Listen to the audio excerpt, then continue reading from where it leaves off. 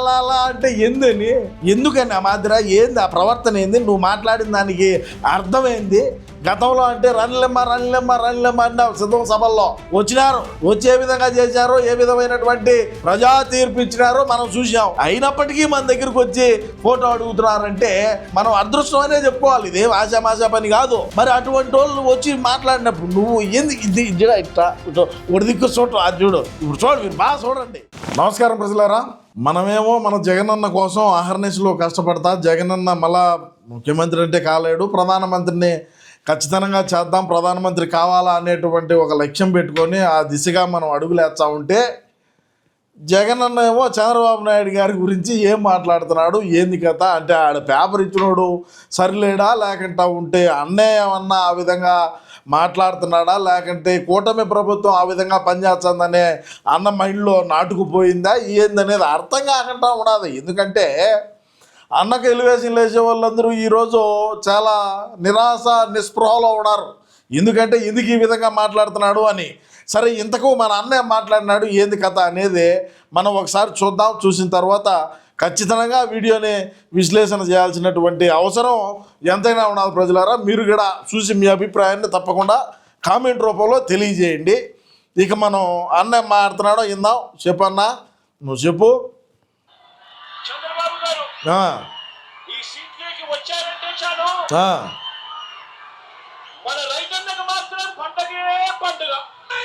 చూడండి బా, చంద్రబాబు నాయుడు గారు ముఖ్యమంత్రి సీట్లోకి వచ్చినాడంటే మన రైతన్నలకు మాత్రం పండగే పండగ అని చెప్పి ఆయనే చెప్తున్నాడు. అంటే ఇంక అర్థం చేసుకోండి, మనం అధికారంలో ఉన్నప్పుడు ఏనాడు కూడా రైతుల్ని పరామర్శించడమో, లేకుంటే ఏదైనా సరే పంట నష్టాలు జరిగినప్పుడు, ఏదైనా తుఫాన్లు వచ్చినప్పుడు పోయి మనం రైతుల్ని పరామర్శించాలన్నా సెట్లు వేసుకొని పోయి ఏదో చేసి వచ్చా ఉన్నాం. కానీ కూటమి ప్రభుత్వం అధికారంలోకి వచ్చిన తర్వాత రైతులకు ఏ విధంగా ప్రభుత్వం తరపు నుంచి కావాల్సినటువంటి సదుపాయాలు కావచ్చు, వాళ్ళ రుణాలు కావచ్చు, వాళ్ళు గిట్టుబాటు ధర కావచ్చు, ప్రతి ఒక్కటి ఇక్కడ బాగున్నాయని అన్నయ్య చెప్తున్నాడు. రైతులకు పండగే పండగ చంద్రబాబు నాయుడు అధికారంలోకి వచ్చితే అని చెప్తున్నాడు. డ్రిప్ ఇరిగేషన్ కావచ్చు, సబ్సిడీలో డ్రిప్ ఇరిగేషన్ కావచ్చు, ప్రతి ఒక్కటి కూడా రైతులకు పండగే పండగ. అంటే మనం బఫూన్లో, మనం డకాయిట్లో, మనం అవులేలో, మనకు తెలివి లేదు, మనం రైతుల పట్ల మనం ప్రవర్తించినటువంటి ప్రవర్తన సరిలేదని చెప్పి అన్న ఒప్పుకున్నట్టే కదా. అది ఇప్పుడు జగనన్న ఒప్పుకున్నట్టే కదా. మేము ఇక్కడ కింద వేసే ఎలివేషన్లు ఏం కావాలి, ఏందేందో రకరకాలుగా మాట్లాడుతున్నాడు ప్రజలారా.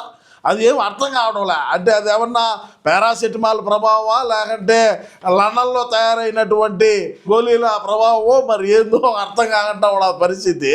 సరే, ఇంకా ఏదో మాట్లాడు విందాం. మీరు పూర్తిగా వీడియోను చూసి అన్న మాట్లాడినటువంటి మాటలు కూడా మీకేమనిపించింది అనేది కూడా మీ అభిప్రాయాన్ని కూడా తప్పకుండా కామెంట్ రూపంలో తెలియజేయండి. చెప్పునా, ఇంకా ఏదో మాట్లాడో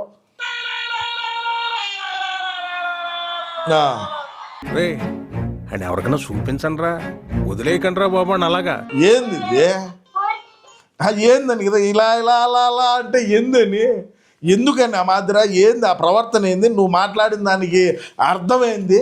గతంలో అంటే రన్లెమ్మ అన్నావు సిద్ధం సభల్లో, వచ్చినారు, వచ్చి ఏ విధంగా చేశారో, ఏ విధమైనటువంటి ప్రజా తీర్పు ఇచ్చినారో మనం చూసాం.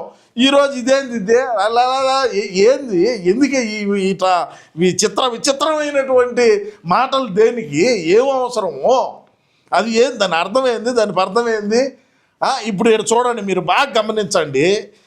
కార్యకర్తలు అభిమానులు వచ్చినారు, అభిమానులు వచ్చినప్పుడు నువ్వు సరే ఓకే వాళ్ళకి ఫోటో వేయడమో, లేకంటే ఇంకొకటో, లేకంటే ఒక గంట టైం తీసుకొని అక్కడికి వచ్చినటువంటి కార్యకర్తలందరినీ పలకరించి వాళ్ళకి ఏదైనా ఫోటో ఇచ్చే కార్యక్రమం ఏదైనా చేస్తే బాగానే ఉంటుంది. సరే, స్టేజ్ మీదకి వచ్చినారు మన పార్టీకి సంబంధించినటువంటి వ్యక్తులు. మరి ఆ స్టేజ్ మీదకి వచ్చినప్పుడు ఇదేంది ఈ కథలేంది, ఏం కూర్చున్నారా మిదబడా, ఏదో ఒక ఫోటో, ఒక సెల్ఫీయో అడుగుతారు. దానికి ఏంది ఇప్పుడు చూడండి, మీరు చూడండి, అదుడా ఇది వాడి సెల్ఫీ తీసుకోవాలని పోయినాడు. 2 చేతులు ఎటు ఏమున్నాయి శాతంలో పెరుక్కోమ్మాను, అన్ని బ్యాంకీల్లో ఉండే. లేకుండా ఉంటే ఇంట్లో బెంగళూరు ప్యాలెస్లో, ఎలాంగా ప్యాలెస్లో భద్రపరిచి పెట్టుంటివి. ఏమున్నా ఇదే ఇటు పెట్టుకో, ఎందుకు, ఏం అవసరం అంటా నేను. ప్రజలు నీ దగ్గరికి వచ్చినారన్నా, మనం మన దగ్గర ఉండేటువంటి శక్తి సామర్థ్యాలను తెలుసుకొని మన దగ్గర ఉండేటువంటి తెలివిని వాళ్ళు కనుక్కొని అయినప్పటికీ మన దగ్గరకు వచ్చి ఫోటో అడుగుతున్నారంటే మనం అదృష్టమనే చెప్పుకోవాలి. ఇదేం ఆశామాషా పని కాదు. మరి అటువంటి వాళ్ళు వచ్చి మాట్లాడినప్పుడు నువ్వు ఏంది ఇది ఇట్లా ఇట్లా ఒక దిక్కు చూడటం అది చూడు. ఇప్పుడు చూడండి, మీరు బాగా చూడండి. సెల్ఫీ కోసం ఆ ఫోటో ఆ ఫోన్ దిక్కు ఏ విధంగా చూస్తున్నాడో చూడండి. 2 చేతులు ఎటు పెట్టుకున్నాడు, ఎందుకో తెలియదు. ఎందుకు అనేది నాకు అర్థం కాల. ఫస్ట్ టైం అంటున్నా, నాకు అర్థం కాలేదండి. మీకేమన్నా అర్థమై ఉంటే కింద కామెంట్ రూపంలో తెలియజేయండి ప్రజలారా. చూద్దాంగా బా అజుడా అబ్బా అజుడా ఇప్పుడు మళ్ళీ 2 చేతులు ఎటు పెట్టినాడయా. ఎందుకున్నా ఈ మాదిరి ఏడిపించావు మమ్మల్ని? ఎందుకు ఈ బాధ ఎందుకో? ఇప్పుడు చూడు, మళ్ళా మైక్ తట్టే ప్రోగ్రాం పెట్టాడు. తడతా ఆడు చూడండి, అడు తట్టే గ్యారాయ్ అన్నా నువ్వు అట్లా అనొద్దన్నా. చూడు తట్టం చూడా. ఓయమ్మా తట్టుకోవడమే, ఇంకేమీ లేదు. మైక్ తట్టడమే మన పని. కానీ మళ్ళా సెకండ్ ఇప్పుడేదో చెప్తాడు వినండి.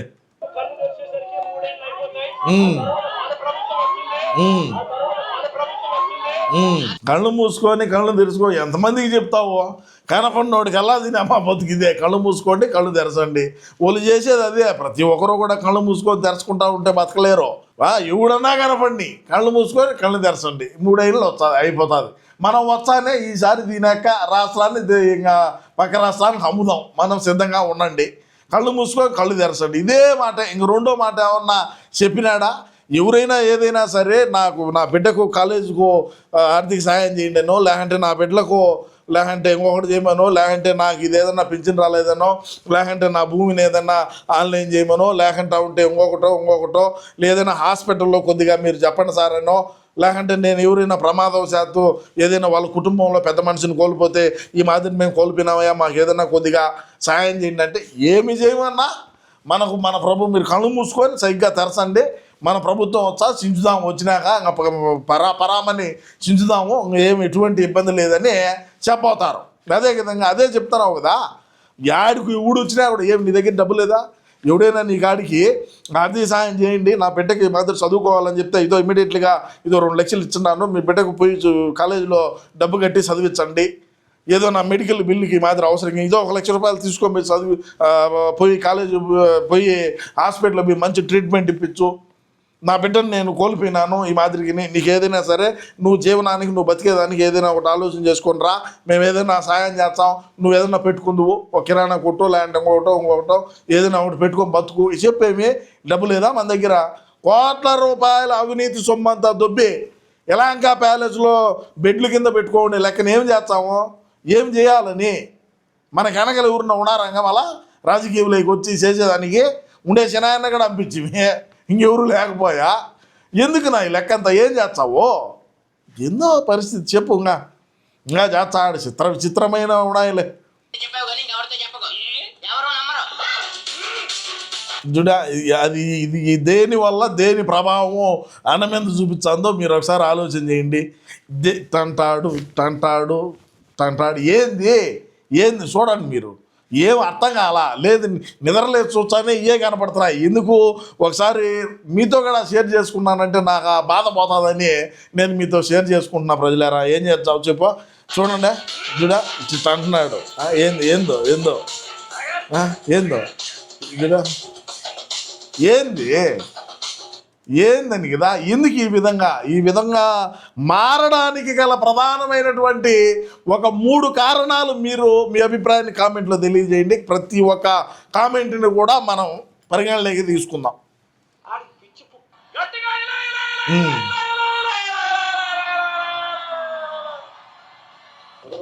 గట్టిగా అలా అంటే ఏమొచ్చిందో చెప్పు. నువ్వు అనమన్నావు, కింద ఉండేటువంటి మన బ్యాచ్ అన్నారు. ఏ ఉపయోగం వచ్చింది? ఎందుకు ఆ విధంగా? నీకు ఎవడైనా చెప్పినాడా? లేదు నీకే ఆలోచన వచ్చి నువ్వు ఆ విధంగా మాట్లాడినావా? లేదు నీకేదైనా సరే తొలిచేవన్నా మాట్లాడినావా అనేది నా యొక్క పెద్ద క్వశ్చన్ మార్కు ప్రజలారా. ఎందుకంటే సామాన్యమైన వాళ్ళు ఆ విధంగా మాట్లాడలేరు. ఆ విధమైనటువంటి ఆలోచన అంటే పక్కన మన గుడివాడ అమర్నాథ్ ఉన్నాడు, ఆడిగిడ అంటున్నాడు, అనుకుంటే ఆడ దుబ్బులు అంటే ఒక దుబ్బులు, ఎందుకు వచ్చింది ఆయన అనుమన్నాడు, నేనంటే పోతాదిలే అని పక్కన ఉండేవాడు కూడా అంటున్నాడు. ఏం చేద్దాం చెప్పు. ఇద్దరు అబ్బా పడిపోబోతున్నాడు. ఆ నుంచి వచ్చినాడు సరే ఓకే బాగుండదు. ఆడివిడో ఏదో తగిలినాడు ల్యాండ్ ఎట్నో ల్యాండ్ ముందుగానే మనం వేసుకునేటి ఇక్కడ కొద్దిగా ఎత్తుగా ఉంటాయి కాబట్టి కింద ఉండే పాదరక్షకాలు అది ఏమన్నా స్లిప్ అయిందో ఏమో తెలియదు. మరి అంటే మామూలుగా నేను అనేది మనం వేసుకోండేటి ఈ పాదరక్షకాలు కూడా కొద్దిగా ఎత్తు ఉండడం వల్ల ఏమన్నా స్లిప్ అయ్యి కూడా ఉండొచ్చు, చెప్పలేము. మరి ఆడేం జరిగిందో చూద్దాం. పడినాయి అంటే ఏం చేయాలని ఉన్నారా అన్నను మీరు. ఆయన ముందుగానే ఇప్పుడు ప్రధాన ప్రతిపక్ష హోదా కూడా లేకుండా 11 వచ్చినాయి కాబట్టి బయటకు వచ్చి నటన చేసి ఏదో ఒక రకంగా ప్రజల్లో కరుణామయ లెవెల్లో యాక్టింగ్ చేయాలనేటువంటి దిశగా ముందుకు పోతా ఉంటే మీరు ఈ విధంగా అన్నను ఏమి చేయాలని ఉన్నాడు, ఏమి చేయాలని ఉన్నారు. కొడాలి నాని కూడా ఉన్నాడు పక్కనే, మరి పట్టుకోవచ్చు కదా, అన్న వెనకమాలనే ఉండొచ్చు కదా, ఆడెందుకు దూరంగా ఉన్నాడే. ఏం చేయాలని ఉన్నారు బిడ్డనని. ఆయన చెప్పులు పెద్ద వేసుకో, ఈ పాదరక్షకాలు పెద్ద అయినా సరే ఎట్నో నడిచే ఓపు కూడా ఆయన నడచగలుగుతాడు, ఆయనకు అలవాటు వేసుకోవడము. సరే అయినప్పటికీ కూడా బాగానే నడుపుతాడు రోజు, ఎక్కడా కూడా ఈ మాదిరి తొసగడము దాన్ని బెనకడము అట్లేం జరగడంలే. మరి ఈ రోజున దేనికి జరిగింది ఆ మాదిరా, ఏంది విషయము, ఏం జరిగిందంట, మీరేం చేయాలని ఉన్నారు. చనిపోయిన తర్వాత ఇప్పుడు ఇది బాగానండి కూడా ప్రతి ఇంట్లో నా ఫోటో ఉండాలి అని తాపత్రయం. నేను ఒకటి అడుగుతానా, చనిపోయిన తర్వాత కూడా ప్రతి ఇంట్లో నా ఫోటో ఉండాలని అంటున్నావు, బాగానే ఓకే. మనం ఉంటామా, మళ్ళీ మనం చూడలేములే కానీ అది వేరే విషయము. బాబాయ్ ఫోటో నాది ఇంట్లో చెప్తే ఒకసారి భలే ఉంటుంది. రాష్ట్రంలో ఉండే ప్రజలు కూడా ఒరే బాబాయ్ ఫోటో కూడా పెట్టుకున్నాడు ఒకరు ఉన్నదిలే అనుకుంటారు. మన ఫోటోని ఎండల్లో పెట్టాలంటే ఈ విధంగా మాట్లాడతా ఈ విధమైనటువంటి ఈ పనులు చేస్తూ ఉంటే ఎవడు పెడతారునా, కష్టమైన బరువైన పనే. ఈ విధంగా మాటలు, ఈ విధమైనటువంటి చాట్లాలు, ఈ విధంగా ఏం పనులు చేస్తారు, ఏమైంది అర్థం కాకుండా మాట్లాడడం, ఈ విధంగా ఉంటే సరే ఎవడు పెట్టుకుంటాడు, ముందు మన ఇంట్లో పెడతారో పెట్టరో అది చూసుకుందాం. కానీ సరే మన ఫోటోలు కాడికి వచ్చినాము నా లాస్ట్కు, ఇప్పుడే ఇన్ని పెద్ద పెద్ద ఆలోచనలు ఏమీ చేయమని లేదు. ఆ రోజు ఎట్టొచ్చాదో ఏమో అది పైనుండే భగవంతుడు చూసుకుంటాడు. సరే ఇంకొక విషయం నేను చెప్పదగిలింది ఏంటంటే, ఎక్కడైనా సరే మరి మనం ఎక్కడైనా ప్రోగ్రాంలు పోయేటప్పుడు కొద్దిగా పాదరక్షకాలు ఆ ఎత్తు లేకుండా ఉండేటి వేసుకో. మరి అదేవిధంగా ప్రజలు ఎవరైనా నీ దగ్గరికి వచ్చి ఫోటో అడగటము, సెల్ఫీ తీసుకోవడం లాంటివి ఏదైనా వచ్చి అడుగుతారు ఖచ్చితంగా. అడిగినప్పుడు వాళ్ళతో ఈ విధంగా ఇటు పెట్టుకొని అట్లాంటి పనులు చేయకుండా కొద్దిగా వాళ్ళకు సహకరించి చేయండి. నేను రాష్ట్ర ప్రజానికానికి మరీ ముఖ్యంగా మన పార్టీకి సంబంధించినటువంటి కార్యకర్తలకు కూడా అన్న ముందుగానే భయస్తుడు, మనం పులివెందుల పులి అంటాం, అది వేరే విషయము. ఆ భయస్తుడిని మీరు గుంపులుగా పోయి ఆయన మీద పడినా అంటే మరింత భయపడతానే అటువంటి పనులు చేస్తాడు. అటువంటి ఒక అభద్రతాభావంలో బతికేటువంటి మనోడు మరి అంత మాత్రం భయపడతా ఉంటాడు. మనోడు భయపెట్టొద్దని కూడా మన కార్యకర్తలకు నేను ఈ సందర్భంగా తెలియజేసుకుంటూ, ఏది ఏమైనప్పటికీ జగనన్న మాట్లాడినటువంటి మాటలు కావచ్చు, ఆయన చేసినటువంటి వికృత చేష్టలు కావచ్చు, ఆయన పాదరక్షకాలు స్లిప్ అయ్యి మరి కాలు బెనకడం కావచ్చు, వీటిపైన మీ యొక్క అమూల్యమైన అభిప్రాయాన్ని తప్పకుండా కామెంట్ రూపంలో తెలియజేయండి ప్రజలారా. నమస్కారం.